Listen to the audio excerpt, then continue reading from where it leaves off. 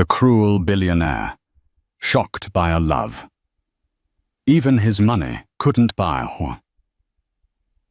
They called Alexander Harrington the coldest man on Wall Street, a ruthless dealmaker known for turning steel into gold and forging alliances even the boldest moguls feared to form.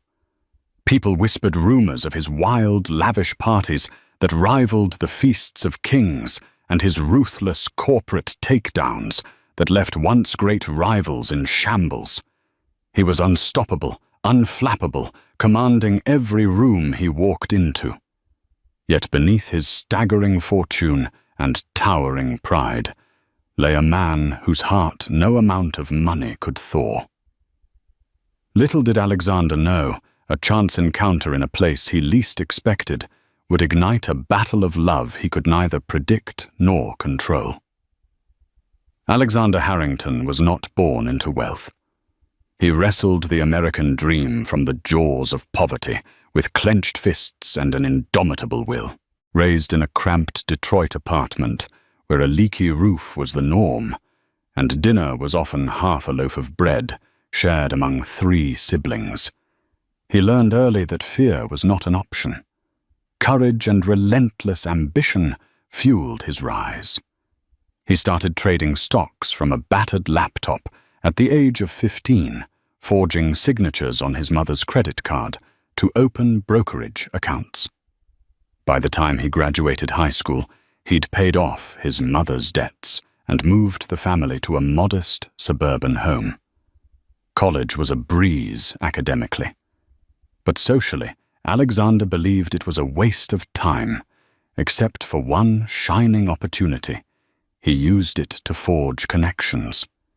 He honed his charm, learned the intricacies of business etiquette, and spent nights in the library, poring over economics textbooks. Even back then, Alexander showed no mercy to anyone who crossed him. He would stand alone in the library for hours just to finish a paper or a deal, giving no second thought to others who wanted to use the computer. There was only one seat, and it belonged to him. Period. After college, the newly minted financial prodigy moved to Manhattan with a fierce desire to conquer the city that never sleeps. He started as an intern at Goldman Sachs, quickly catching the eye of top executives. Within 2 years, he had leveraged relationships, crushed competitor deals, and ultimately opened his own hedge fund, Harrington Capital Partners. Each year, Harrington Capital Partners soared in profits. Soon enough, he caught the interest of larger-than-life figures. Warren Buffett invited him to the Berkshire Hathaway shareholders meeting. Bill Gates talked with him about philanthropic pursuits in Africa. Elon Musk even joined him for a private dinner, discussing future technologies in renewable energy. Alexander Harrington, once a kid with nothing but grit in his pockets, was now the name that made front-page headlines on the New York Times business section. The world saw him as unstoppable, but those who stood close realized that there was an undercurrent of cruelty in him. He was known for hosting lavish parties at his Hamptons estate, where employees were invited, nay summoned, but rarely enjoyed themselves because every glass of champagne came with unspoken demands of unwavering loyalty. If he wasn't satisfied with their performance, they'd find themselves out of a job before the last flute was drained. Rumor had it that Alexander ended at least one partnership by leaning over an infinity pool whispering, "I hope you can swim." It was a threat people took literally and metaphorically. However, behind the carefully curated persona, immaculately tailored suits and casual weekends spent with celebrities lay the ghosts of his poverty-stricken upbringing. He never mentioned them outright, nor did he allow them to soften his heart. Instead, he built an impenetrable fortress around himself, one that not even the highest bidder could breach. Each day, Alexander sat in the corner office of his towering skyscraper, gazing out at the concrete jungle below. From there, he overlooked the domain he had seized. Every block was a reminder of his conquests. Every million-dollar deal was a piece of validation that he was no longer the boy from Detroit. No emotion could sway him. No amount of empathy would derail him. Yet the time was coming when that carefully fortified heart would be laid bare. All it would take was a single moment, one encounter so raw, so unexpected, that not even Alexander Harrington's billions could stop it. It was winter in Manhattan, and a biting chill swept through the streets. For Alexander, winter was a perfect metaphor for life, cold, harsh, and rewarding only to those strong enough to endure it. Wrapped in a dark grey coat, he stepped out of the revolving doors of Harrington Capital Partners, bracing himself against the wind. He had just concluded a terse conference call with a tech startup from Silicon Valley. When the founder dared to negotiate for better terms, Alexander ended the call mid-sentence. He had no time for petty demands. His driver pulled up in a sleek black Bentley, a hallmark of the billionaire's routine. He slipped inside the warmth of the heater, contrasting sharply with the frosty air outside. "Where to, sir?" his chauffeur asked. "Take me to the peninsula," Alexander said absently, flicking through messages on his phone. He had a quick lunch meeting with an international investor. But before the Bentley could merge into traffic, his phone buzzed with an urgent text. "It's about the charity event for the children's hospital you're funding." Urgent. He nearly rolled his eyes. Charity events were part of a carefully controlled image. He wrote checks, he attended gallant dinners. He shook a few hands, and that was it. Still, he prided himself on punctuality. He told the driver to detour to the hospital first. The children's hospital was perched on the Upper East Side. Pulling up to the entrance, Alexander surveyed the bright murals painted on the walls. The hospital was named after a real philanthropic figure, the Morgan Stanley Children's Hospital branch of New York Presbyterian, partially funded by myriad donors, including Bill Gates, Michael Bloomberg, and now Alexander Harrington. He wanted this visit over quickly. The plan was to have a short conversation with the administrative staff, reaffirm his commitment, then vanish back into his world of high finance. But fate had other designs that day. In the fluorescent-lit lobby, he was greeted by doctors and hospital administrators. After a few polite remarks, they ushered him into a playroom for a photo op, where children with various ailments were painting pictures. Cameras flashed, capturing the awkward smile that Alexander reserved for charitable appearances. While the staff gushed at his generosity, Alexander's mind was already drifting to the next big deal, an overseas merger he needed to finalize. Until he saw her. Amid the hustle of cameras, children's laughter, and hospital beeps, a young woman was kneeling beside a wheelchair-bound boy who refused to join the painting session. She was coaxing him gently, her voice as soft as the lullaby in a dream.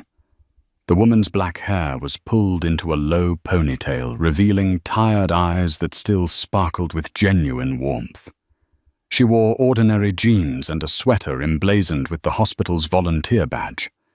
Everything about her looked unremarkable at first glance, until Alexander saw her face light up in empathy and devotion. She reminded him of someone he could hardly remember, the mother he had long neglected, or perhaps the big sister he'd lost to her own struggles. Yet this was different. As Alexander gazed, time seemed to slow. The cameras, the children, the staff, they all faded. She saw Alexander standing awkwardly near the door. Feeling the inquisitive stares of staff around him, he cleared his throat. The flicker of confusion on her face was fleeting. She recognized him. Of course, the entire city recognized Alexander Harrington. The boy in the wheelchair pulled on her sweater, asking a question, and she crouched down, whispering an answer that made him giggle. The sound drew Alexander closer despite himself. When she rose, something possessed him to approach. "Hello," he said, voice stiffer than he intended. "You're the billionaire donor," she replied softly, her hazel eyes meeting his with neither awe nor fear. He nodded curtly. "Alexander Harrington." Her lips twitched in a polite smile. "I'm Lily Park. I volunteer here on weekends." He resisted the urge to glance at his watch. Instead, he observed the quiet determination in Lily's eyes. She turned back to the boy, encouraging him to hold the paintbrush. The child's arms were weak, but her guiding hand seemed to promise that everything was going to be okay. "It's wonderful that you're expanding the pediatric cancer wing," Lily said, addressing Alexander without the typical sycophancy he was used to. "These kids need the hope." Alexander shrugged. "I'm sure they do." Her expression didn't falter. She nodded in understanding, as though she saw through his apathy, and returned her attention to the child. The staff eventually pulled Alexander away for more photos, but every time he glanced over his shoulder, Lily was there immersed in the children's world. She didn't once cast another look his way. Though he didn't realize it at the time, Alexander Harrington had stepped onto a path where his carefully constructed armor would begin to crack one thread at a time. A day later, Alexander found himself seated at his mahogany desk, staring at the Manhattan skyline as dusk settled over the city. The reflection in the glass showed a man who had it all, or so the tabloids claimed, but they couldn't see the haunted glimmer in his eyes. The memory of Lily Park kneeling beside that wheelchair-bound boy simmered in his mind uninvited. He tried to push it away. There were pressing matters at hand. Harrington Capital was on the verge of acquiring a smaller hedge fund, rumored to have connections with a high-tech shipping startup, one that might become the next Tesla of maritime innovation. Alexander needed to focus. Yet every time he read over the acquisition papers, Lily's face bubbled to the surface. She had a warmth he hadn't encountered in years, if ever. Yes, he dealt with philanthropic icons like the Rockefeller Foundation, or had made small talk with Bill Gates about charitable distribution, but their interactions always felt like business. Lily's passion was pure, guided by empathy rather than politics or recognition. When she smiled at that boy, it was genuine compassion. Not an ounce of ambition in her eyes, just a desire to help. Why did it bother him so much? He was used to controlling every aspect of his life. That strange sense of yearning was foreign. If he was a normal man, he might have texted a friend for advice or downed a glass of whiskey to numb his confusion. But he, Alexander Harrington, prided himself on needing no one. He forced himself back to the financial statements. Just as he was about to finalize his recommendation, a phone call intruded. It was his personal assistant, Celia. "Yes," he snapped, impatience edging his voice. "Sir, apologies for interrupting. The hospital administrator from Morgan Stanley Children's Hospital is on the line. Something about meeting you for a possible new wing expansion." The slightest flash of curiosity crossed his mind. "Patch them through." A soft, formal voice chimed in. "Mr. Harrington, thank you for taking my call.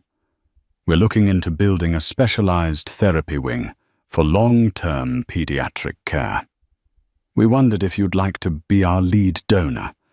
We also have a small volunteer event tomorrow evening, a fundraiser. Perhaps you'd be interested in attending." He looked at the swirl of twilight across the skyline, remembering Lily's gentle demeanor.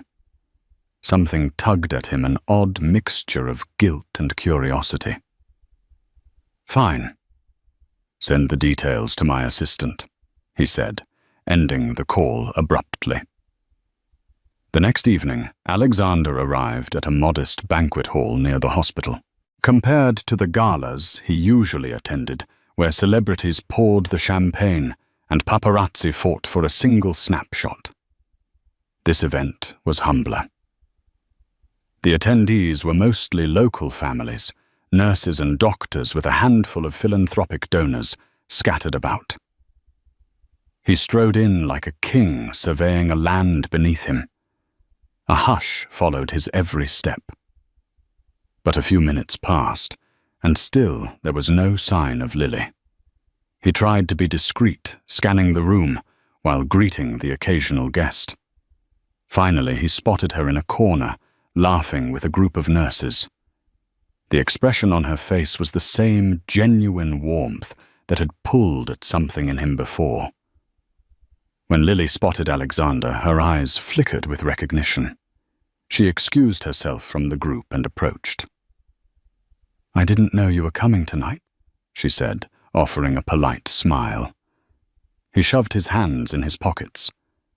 "I donated to the new wing. Thought I should see where my money is going," he replied more brusquely than he intended. Her gaze flicked to the polished floors before returning to his. "It'll go a long way. Thank you." A few awkward seconds of silence followed. Usually women either fawned over him or cowered in his presence. Lily did neither. She treated him almost normally. It baffled him. He cleared his throat. "You volunteer here often?" "Yes, every week," she replied.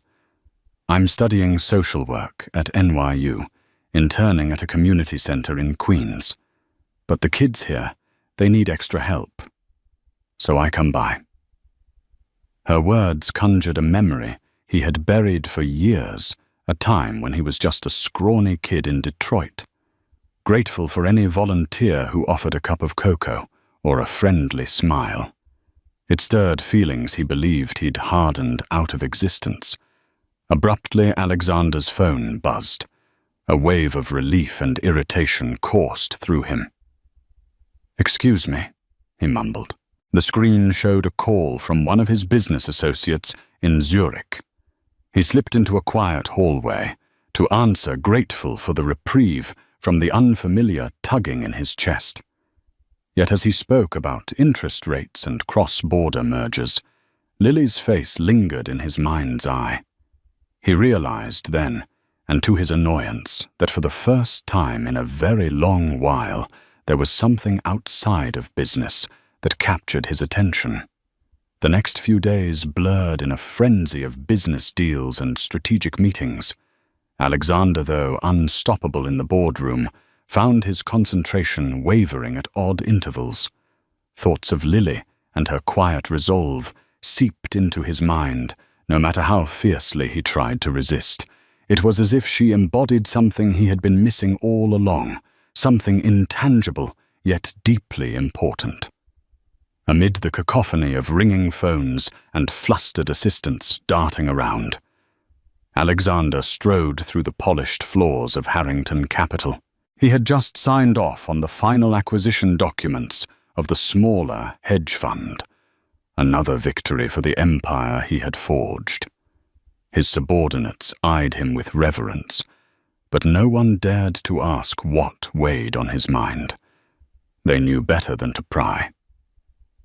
Inside his grand office, Alexander settled into his leather chair and checked his messages.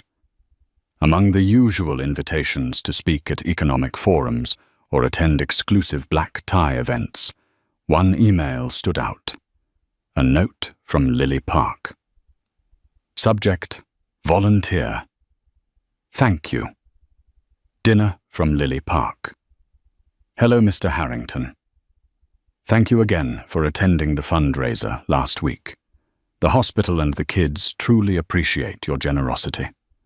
I'm organizing a small thank you dinner for volunteers and key donors this Saturday at the community center in Queens. If you can make it, we'd be honored to have you. Best regards. Lily Alexander. Read the email twice, analyzing the language for any hidden motives. Was this a ploy to extract more money? A cunning plan to parade him around? But the more he thought about Lily, the more he recognized that she wasn't that kind of person. Her sincerity was her hallmark. He tapped out a curt reply. "I'll see if my schedule permits," and sent it. It was non-committal, a shield of formality that he typically used to maintain distance. After hitting send, he reclined in his chair, letting out a breath he hadn't realized he'd been holding. Saturday arrived in a flash. That morning he awoke in his penthouse overlooking Central Park. A crisp sun lit the horizon. Normally his weekends were reserved for playing host to potential investors or dissecting the stock market's every flicker. Yet the lure of Lily's dinner pricked at his curiosity.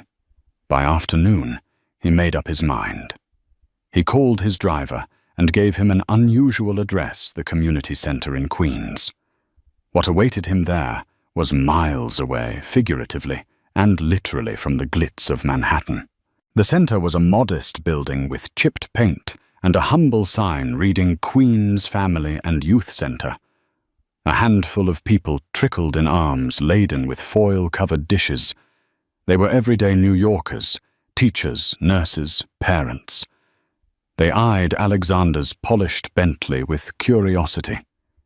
Seeing him step out in a tailored suit sparked hushed whispers, but no one approached him. Inside, the aroma of home-cooked food filled the large room. Children ran around with laughter echoing off the scuffed floors. A makeshift stage stood at one end, draped with old curtains, presumably for community performances. Round tables were strewn about, each covered with a simple tablecloth. At the far side, Lily bustled with a couple of volunteers, arranging utensils and stacking paper cups. She spotted Alexander, her eyes rounding in mild surprise. Quickly she finished placing the cups before approaching.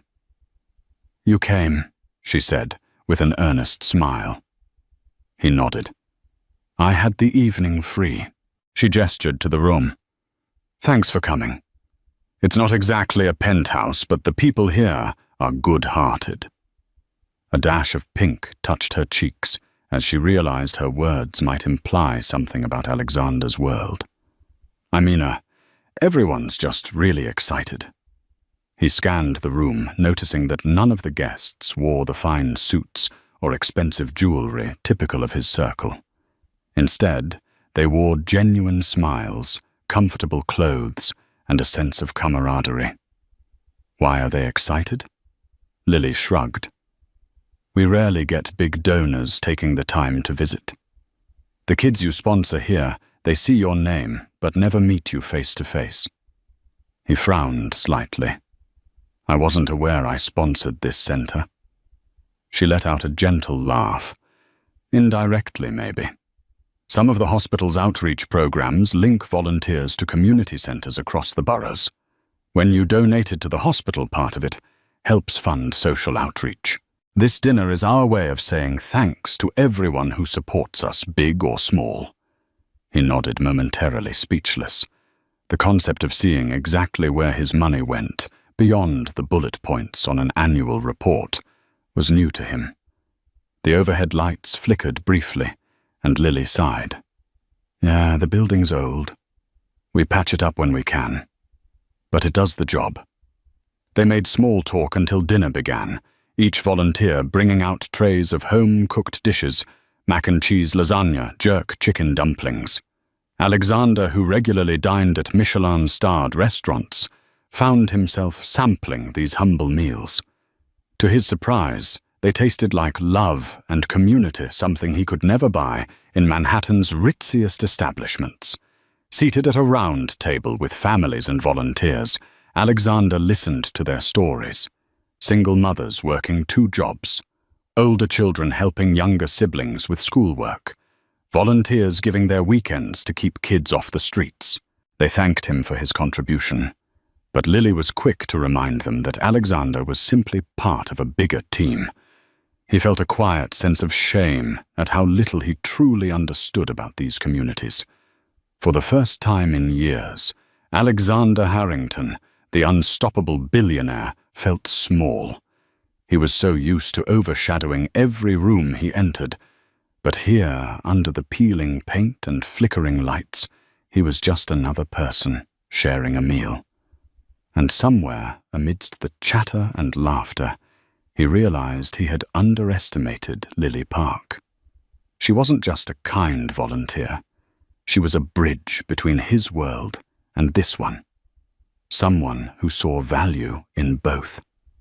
Suddenly, he found himself wondering what other possibilities existed beyond his fortress of wealth. If Lily's dinner invitation could open this door, he wondered what else might she invite him to discover. In the weeks that followed, Alexander's life took a peculiar turn. For years, his daily schedule had been etched in stone up at 5 for a punishing workout. 8 o'clock meetings, midday power lunches, evenings spent closing deals or hosting extravagant receptions.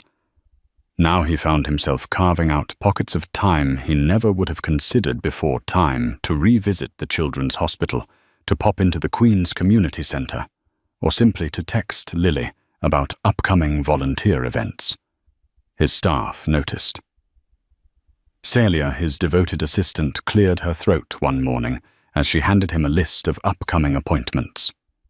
"Sir, you've requested to attend the pancake breakfast fundraiser at the community centre next Saturday. Should I confirm it?"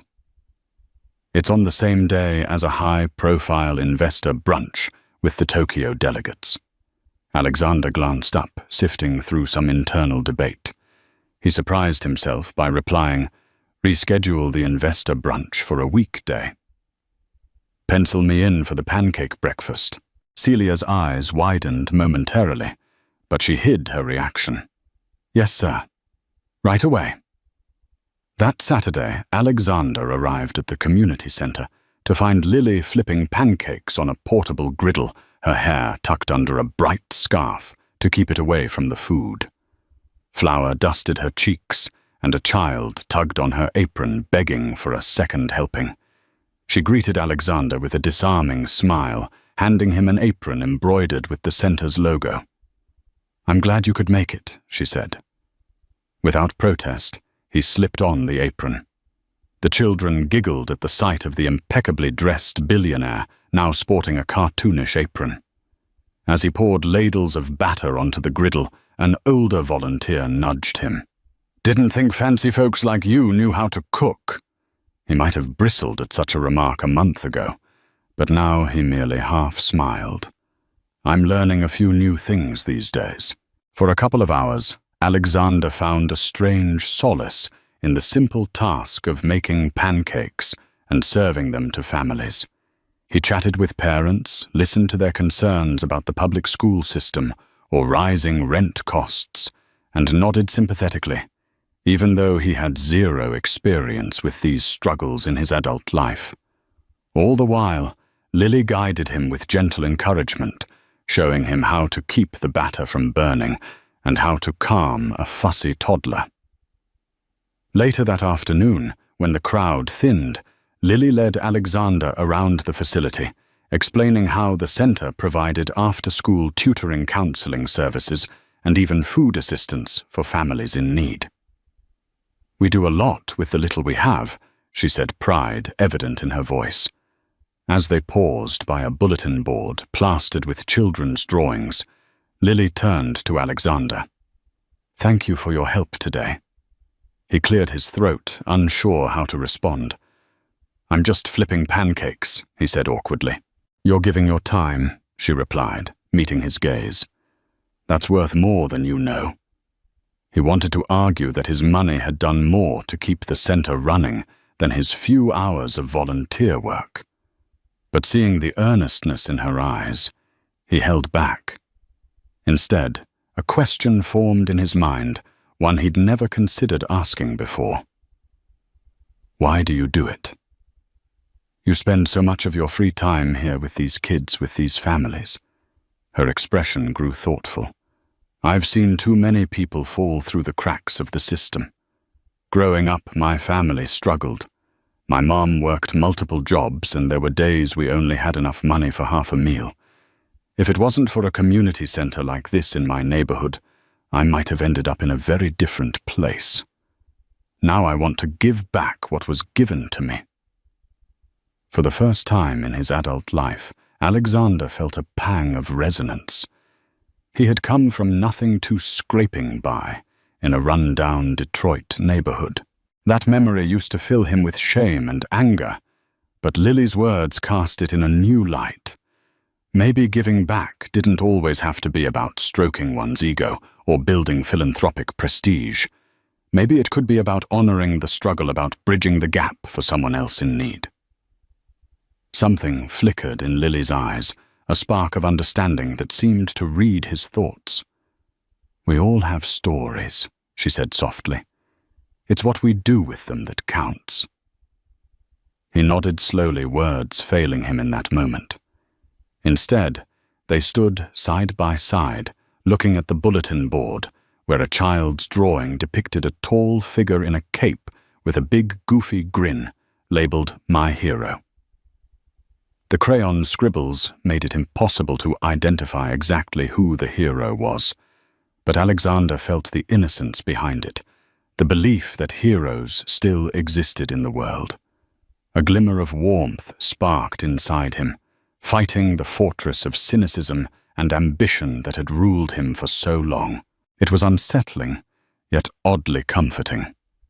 He let out a quiet breath. For the first time since he could remember, Alexander Harrington didn't feel like a solitary king on a high throne. He felt like a man among people searching for hope as much as giving it. Change, however, rarely comes without consequences. As Alexander spent more time away from Harrington Capital to volunteer or to simply talk with Lily about upcoming charity initiatives, the corporate world he had so meticulously constructed began to notice fissures in the once ironclad routine. It started with small murmurs in the break rooms. He's attending a pancake breakfast instead of meeting with the Tokyo delegates. Is Mr. Harrington losing his edge? A few top executives whispered that perhaps he was distracted. Some worried about the hedge fund's direction without Alexander's hawk-eyed management. Among those concerned was Marion Prescott, Alexander's second-in-command and longtime confidant. She was a savvy strategist who had clawed her way up the corporate ladder. She confronted Alexander one late evening in his office. "Alexander," she began, closing the door behind her. She rarely used his first name. "I don't want to overstep, but there's concern among the board about your, let's call it a change in priorities." He straightened, bristling. "I'm still here. Deals are closing. Returns are soaring." "What's the issue?" Marion's gaze flicked downward. "You've turned down several lucrative opportunities, partnerships in the Middle East, expansions in Europe, just to attend local charity functions. That's not like you. We're worried Harrington Capital might lose its seat at certain negotiations if you seem less driven." Alexander's fists tightened on the edge of his desk. "I'm as driven as ever," he growled. "I just have other matters to attend to, as well." Marion pursed her lips. "I respect that. But the board is watching. They've seen founders lose focus before, and it usually ends badly." Alexander's jaw clenched. "Marion, I built this empire from the ground up. I know what I'm doing. Now, if there's nothing else..." She recognized the dismissal and nodded curtly. "Yes, sir. Good night." He watched her leave, aware that she was only voicing concerns shared by many. After she was gone, he leaned back in his chair, tension knotting his shoulders. He hated the idea of being questioned, even if the concerns had some merit. For years, his relentless drive had been his most lethal weapon. Now he was learning to shift his perspective. He didn't see anything wrong with that. The question was, how far would he let it go? That weekend, Lily invited him to a block party in Queens, a neighborhood initiative to celebrate local culture with dancing food stalls and music that pulsed through the streets. Alexander arrived in a subdued black SUV, this time avoiding the ostentatious Bentley. As he stepped onto the sidewalk, the scent of roasted corn and barbecued ribs drifted in the summer air. Lily met him with a bright smile. "You made it. Come, we're teaching salsa to some of the kids." She led him to a makeshift dance floor, the vibrant rhythms of salsa music spilling from large speakers. Children giggled as they tried to mimic the steps. Lily demonstrated the moves with a fluid grace, encouraging Alexander to join. He felt out of place, stiff in his tailored casual wear. But as she guided his hand and they stepped in time, he couldn't help but crack a small smile. After the dance, they found a quiet corner near a mural depicting the neighborhood's diverse heritage. They sipped iced lemon tea, the condensation dripping down plastic cups. For a moment, Alexander forgot about Harrington Capital quarterly earnings or looming board pressure. The world felt refreshingly simple. That bliss, however, was short-lived. His phone buzzed with an urgent notification. He glanced down to see a news alert: Harrington Capital Partners accused of intimidation tactics in latest real estate deal. A lump formed in his throat. The article alleged that Harrington Capital strong-armed local landowners in a newly gentrified Brooklyn neighborhood to sell their properties at lower prices. Activists claimed these families were forced out with little compensation, painting Alexander as a merciless villain. His name was plastered all over social media, with hashtags calling for boycotts and investigations. Lily noticed the change in his demeanor. "What's wrong?" He turned off the screen. "Just some business nonsense. I'll handle it." But the look in her eyes told him she suspected more. For a fleeting second, Alexander felt a stab of fear. He realized that the philanthropic world Lily cherished could easily view him as a monster, especially if these allegations gained traction. Worse, maybe he really was that monster. The block party's joyous energy continued around them, but Alexander felt a chill creeping in. He knew that everything he'd worked for, and whatever fragile connection he was building with Lily, was at risk of collapsing under the weight of his past ruthlessness. The headlines multiplied over the next few days. Pundits on cable news sneered at Alexander's cutthroat approach to business, trotting out stories of small-time landlords ousted by Harrington Capital. Old photos surfaced of him shutting down entire blocks for commercial development. The story reached a fever pitch when a community spokesperson accused him on national television of forcing her elderly grandmother to accept a pittance for a lifelong home. The scandal spread like wildfire. Business rivals seized the opportunity to further drag Alexander's reputation through the mud. Social media was aflame with hashtags like Harrington Exploits and #Justice for Brooklyn Tenants. Even local politicians began calling for an investigation. Alexander convened an emergency meeting with Marion Prescott and the firm's top legal team. In the sleek, glass-walled conference room, tension hung in the air. PowerPoint slides displayed quarterly figures overshadowed by images of protest signs reading, "Stop Harrington Greed." Marion frowned, flipping through pages of negative press. "We need an immediate public statement, Alexander. Something that addresses these allegations head-on." One of the firm's senior lawyers, a polished man with silver hair, cleared his throat. "We've identified a few questionable tactics by the real estate subsidiary. Legally, they might be in murky waters. But with enough settlement money, we can bury this." Alexander's chest tightened. The old him would have slammed a fist on the table and demanded they bury it, no matter the cost. But now a tiny voice in the back of his mind whispered that settlement money wouldn't solve the moral problem, and it certainly wouldn't absolve him in Lily's eyes. He imagined her reading these headlines, seeing the cruelty that built his empire. She had grown to trust him, or at least to see a better side of him. Would she turn away now that the truth of his corporate devastation came to light? Alexander exhaled sharply. Release a statement saying, "We're reviewing all property acquisitions and will negotiate fair compensation for any displaced owners." Marion nodded. "We can do that, but we also have to consider your public image. A press conference might show accountability." He hated being on the defensive. At Harrington Capital, Alexander was the apex predator. The idea of standing in front of reporters explaining himself felt like shackles being locked around his wrists. But the situation demanded it. "I'll handle the press conference," he said flatly. "Tomorrow afternoon.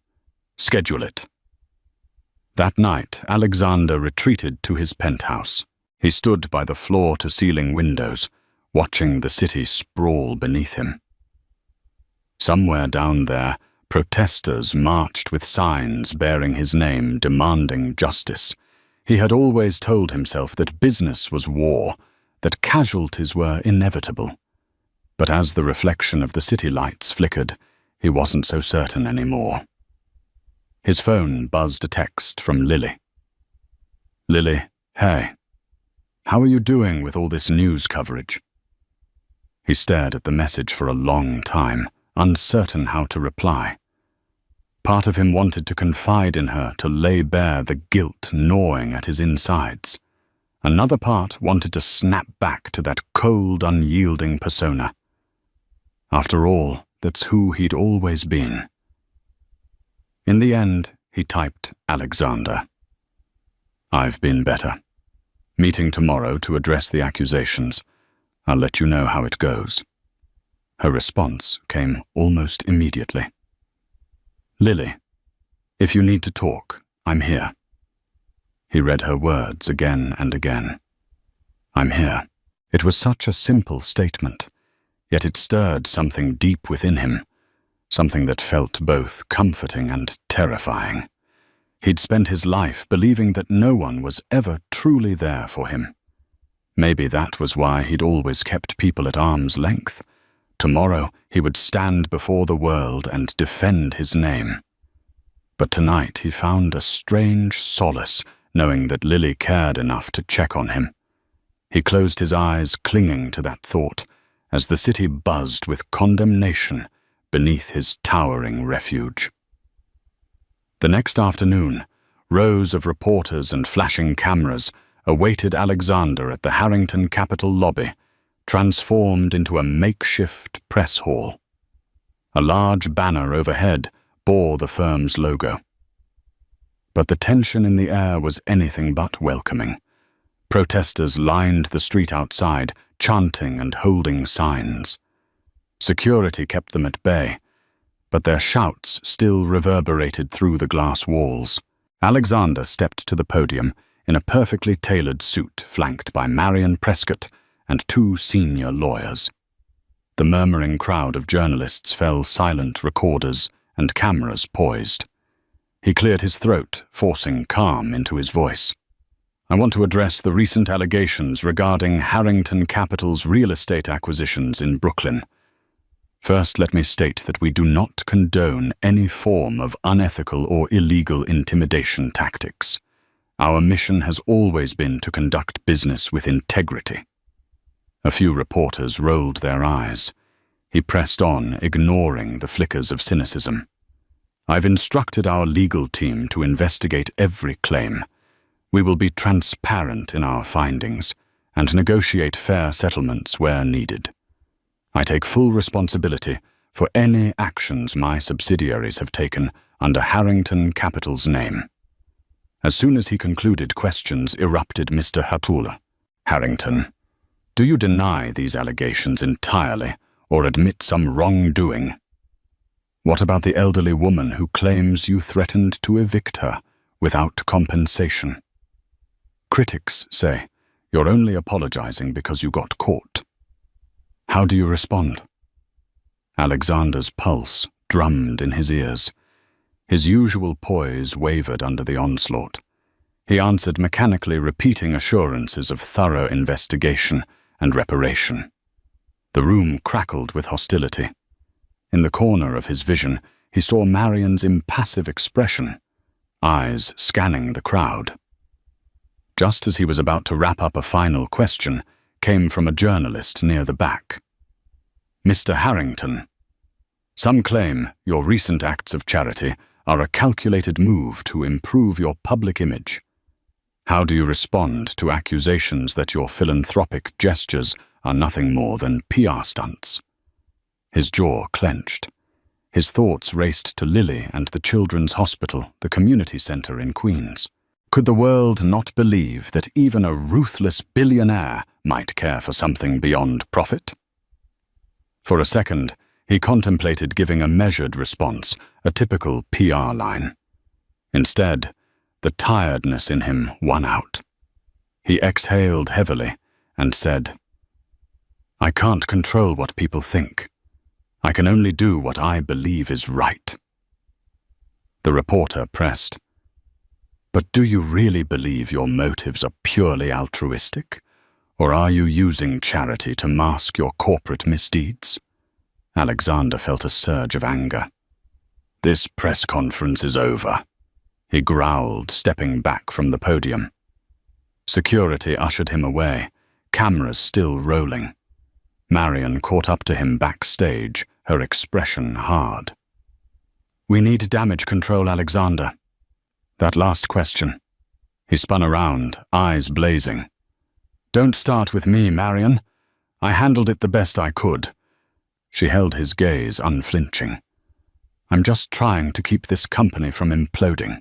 We have board members threatening to sell their stakes if public perception doesn't improve. If you're not up to this..." He cut her off with a glare, then stormed away. Hours later, as Alexander paced his office, stewing over the press conference, Celia rushed in, looking pale. "Sir, you need to see this. There's been a leak of internal documents, emails showing Harrington Capital officials pressuring local officials to expedite evictions." His heart sank. How could that leak have happened? Apparently it was released by someone inside the firm, she said quietly. Alexander's mind reeled. A mole in Harrington Capital. Or worse, someone high up seeking to sabotage him. The ramifications were huge. Not just a PR nightmare, but potential legal battles. If it was revealed that he or any of his close associates directly approved unethical practices, he could face criminal charges. He sank into his chair for once, unsure of the path forward. Who was behind this betrayal? Marion. One of the board members, or perhaps an ambitious junior executive looking to dethrone him. He realized with cold clarity that his empire was built on both brilliance and fear. Now that he was showing cracks in that armor, shifting his focus, showing glimpses of compassion, perhaps those who thrived under his old regime viewed him as weak, and in a kingdom built on intimidation, a weak king was ripe for overthrow. Worse still, Lily's words echoed in his mind. "We all have stories. It's what we do with them that counts."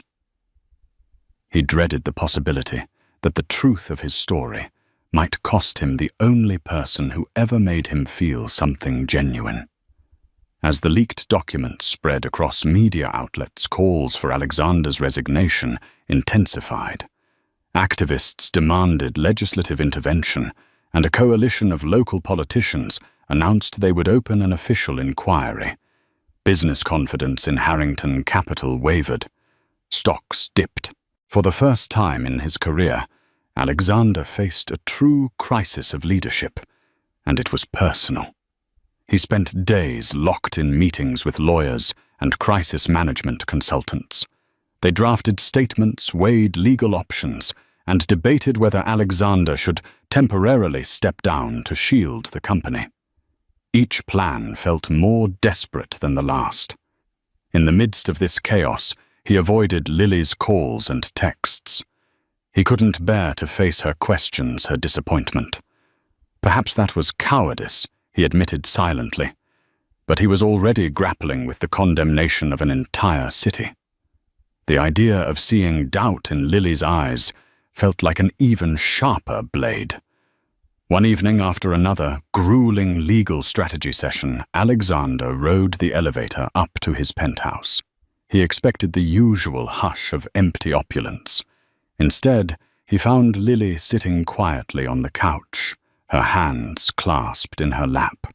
Celia, who must have let her in, hovered near the kitchen door, looking uncertain. Alexander stood at the threshold, heart thudding. "Lily," he managed. What are you doing here?" She rose, eyes fixed on him, with both concern and resolve. "You won't answer my calls. I needed to see you." He gave Celia a nod, and she slipped away, leaving them alone. Lily moved closer. "Why did you shut me out?" His shoulders tensed. "It's complicated." She crossed her arms. "No, it's simple. You're in trouble, and you think you have to bear it alone. That's what you always do, right?" He wanted to snap back that she couldn't possibly understand the intricacies of corporate scandal, but the gentle fire in her eyes held him still. "I'm used to handling my own battles," he finally said, his voice cracking more than he liked. She sighed, stepping forward until she was mere inches away. "I'm not here to judge you, Alex. I just want to help." She paused, searching his face. "Is it true? Did you really push people out of their homes?" He winced at the name Alex on her lips. So rarely was he called anything so familiar. He turned his gaze to the floor. "I didn't personally evict anyone, but yes, the strategy was to acquire properties at favorable prices. We leveraged every advantage the law allowed, maybe even pushed it. I let the people I hired do their jobs, even if it meant borderline tactics." He swallowed hard. "I might have known. I chose not to look too closely." She lifted his chin gently. "You were so focused on building your empire that you lost sight of the human cost." His heart squeezed in his chest. "Yes," he whispered. "I'm sorry." In that moment, tears welled in Lily's eyes. "Alexander, I've seen the good in you. The kids at the community center adore you. But it's not just about apologizing. It's about making it right." How he asked, voice raw. "The damage is done. People have lost their homes, their faith in me. It's like the entire city wants my head on a spike." "Then be better," she said, her voice firm. "Fight to fix what you broke. Stop hiding behind lawyers and money. Own it." He stared at her, his walls crumbling. Could it be that simple, to confess wrongdoing not merely in a press conference, but in tangible action? The cost would be enormous financially, reputationally. But when had he ever shied away from a battle, even if the odds were against him? He glanced out the window at the shimmering city lights. This was his kingdom, built from sweat and cunning. Now it felt more like a prison of his own making. Lily's unwavering gaze gave him hope that perhaps redemption wasn't an impossibility. "I'll try," he said finally, voice trembling with both fear and resolve. "I don't know what that looks like yet, but I'll try." She wrapped her arms around him, and for the first time Alexander allowed himself to be held without shame. In that quiet embrace, He felt something shift inside him like a dark cloud, parting to reveal a sliver of sun. He didn't fully understand it, but he knew that this moment was a turning point. No matter what it cost, he was going to stand up, tell the truth, and fight to make things right. Armed with Lily's unwavering support, Alexander made a bold decision. He would publicly acknowledge Harrington Capital's role in the unethical real estate practices and commit to a detailed restitution plan. The night before his announcement, he barely slept. He understood the stakes. Shareholders could revolt, board members might attempt a coup, and the public eye was merciless. But if he wanted to live with himself and keep Lily's respect, he had to follow through. The next morning, he stood at the same podium in the Harrington Capital lobby. This time, the atmosphere crackled with anticipation rather than outright hostility. Cameras flashed, protesters gathered outside, but he felt less alone. Lily was there, standing just off to the side, her eyes locked on him with quiet courage. With a deep breath, he began. "I stand before you today to acknowledge my responsibility in the real estate acquisitions that have harmed many families in Brooklyn. I built my company on the premise of success at any cost. I see now that many of those costs were borne by innocent people." He paused, scanning the gathered faces. Reporters scribbled furiously, broadcasting his every word. "While I cannot change the past, I can change the future." Effective immediately, Harrington Capital will launch a comprehensive restitution fund to reimburse anyone who was unfairly removed from their homes. We will also provide housing assistance and support services to families affected. A murmur of surprise swept through the room. Alexander continued. "Additionally, I will personally donate a significant portion of my holdings to establish a non-profit dedicated to preventing unethical real estate practices. It will be overseen by a board that includes community representatives, ensuring transparency. I know some will call this damage control. Maybe it is, but it's also the right thing to do." He stepped down from the podium, ignoring the barrage of follow-up questions. Lily was the first to approach, tears shimmering in her eyes. She placed a gentle hand on his arm. "Proud of you," she whispered. And in that moment, despite the cameras, the uncertainty, the risk of losing everything, Alexander felt a weight lift from his chest. The road ahead was tumultuous. Several board members resigned, insisting that Alexander's move jeopardized the firm. Stock prices plummeted temporarily, but a strange thing happened within a few weeks. Public sentiment began to shift. Activists acknowledged the restitution efforts, and some media outlets praised Alexander's actions as unprecedented in corporate America. While many remained skeptical, at least the conversation began to shift from condemnation to cautious optimism. Behind the scenes, Marion Prescott confronted Alexander, her frustration palpable. "We lost billions in potential earnings," she snapped, slamming a financial report on his desk. "Your personal fund commitments have hammered liquidity. The board is in chaos." Alexander met her glare calmly. "I know, and I'm prepared to deal with the fallout." She studied him, a mixture of respect and exasperation flickering in her eyes. "I never thought I'd see this side of you. Just don't forget there's still a company to run." As the weeks turned into months, Alexander juggled crisis management, corporate restructuring, and philanthropic initiatives. He stepped down from day-to-day operations, handing more control to Marion and a new board, while focusing on rebuilding trust with the communities harmed by Harrington Capital's past actions. His name remained in the headlines, but the narrative was evolving. During this turbulent time, Lily was his anchor. She accompanied him to community meetings, bridging gaps between outraged families and the man they believed had ruined their lives. She taught him how to truly listen to pain, to anger, and to frustration without retaliating or making excuses. Slowly, grudges softened. Not everyone forgave, but some were open to building a new relationship. In the end, Alexander discovered that the greatest return on investment wasn't measured by quarterly profits or shareholder dividends. It was the human connections forged in the fires of adversity. By the time the scandal settled, he was no longer the same ruthless billionaire. He was still fierce, still determined, but tempered by empathy, grounded by love. One evening, he took Lily to the top of the Harrington Capital skyscraper, to the same corner office from which he once surveyed the city like a conqueror. But now, as they looked out over the twinkling lights, he slipped his hand into hers.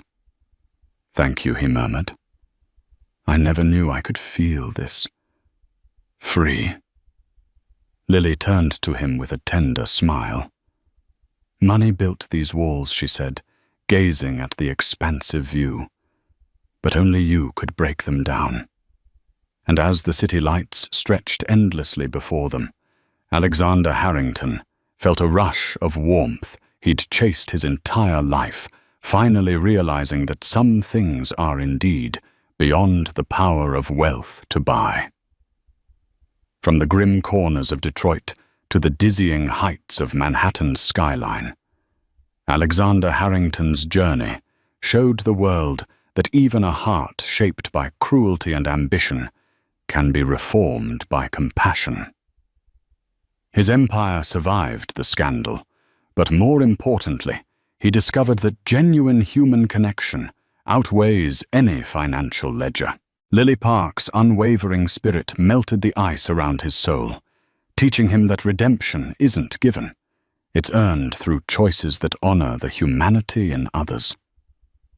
In the end, Alexander stood not just as a billionaire with an unassailable fortune, but as a man who finally understood the priceless value of love. If you enjoyed this story and want to see more real-life drama fiction, be sure to like this video, share it with your friends, and subscribe to our channel.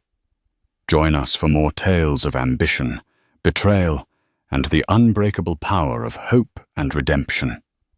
Your support helps us bring you unforgettable stories. Thank you.